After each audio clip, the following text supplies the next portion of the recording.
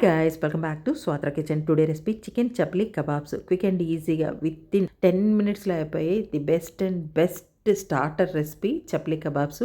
Taste అయితే అదుర్స్. So Sunday స్పెషల్గా మంచి స్టార్టర్ తినాలనుకున్నప్పుడు ఇలా క్విక్ అండ్ ఈజీగా అయిపోయే స్టార్టర్ని అయితే చేసుకొని ఎంజాయ్ చేయండి. సో చికెన్ చప్లీ కబాబ్స్ని ఎలా చేసుకోవాలో ఈ రోజు వీడియోలో చూసేయండి. క్లీన్ చేసిన బోన్లెస్ చికెన్ని 1/2 kg వరకు తీసుకొని మిక్సీ జార్లోకి వేసేసుకోండి. 1 tablespoon ginger garlic paste, రుచికి తగినంత సాల్ట్, 4 లేక 5 పచ్చిమిర్చిని, 2 బ్రెడ్ స్లైస్ని కట్ చేసుకొని వేసేసుకొని మెత్తగా మిక్సీ చేసుకున్న తర్వాత మిక్సింగ్ బౌల్లోకి వేసుకొని 1 tablespoon red chilli flakes, 1/2 tablespoon garam masala, 1/2 tablespoon black pepper, చిటికెడంత యాలకుల పొడి, 1/2 టేబుల్ స్పూన్ కారము, 1 టేబుల్ స్పూన్ ధనియా పౌడరు, సన్నగా కట్ చేసుకున్న కొత్తిమీర గుప్పెడు, 1 ఉల్లిపాయని సన్నగా కట్ చేసింది, 1 టమాటాని సన్నగా కట్ చేసింది వేసుకోవాలి.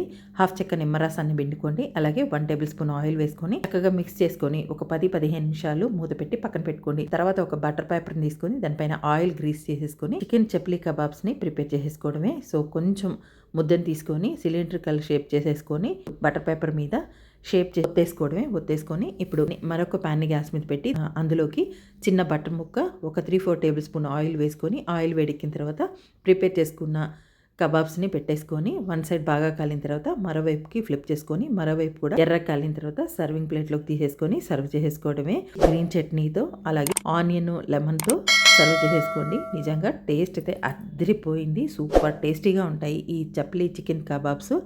సో ఇప్పుడు రంజాన్ సీజన్ కూడా కాబట్టి అందరూ ఇలా చేసుకొని ఎంజాయ్ చేస్తారు. సో తప్పకుండా మీరు కూడా ఈ సింపుల్గా అయిపోయే చికెన్ చప్లీ కబాబ్స్ని అయితే ఒకసారి తప్పకుండా ట్రై చేయండి. టేస్ట్ అయితే సూపర్గా అదిరిపోయి చాలా బాగా వచ్చినాయి. సో మీరు కూడా ఒకసారి ట్రై చేసి మీకు ఎలా వచ్చిందో కామెంట్ చేయండి. వీడియోని అసలు లైక్ చేయండి, షేర్ చేయండి. Thanks for you watching.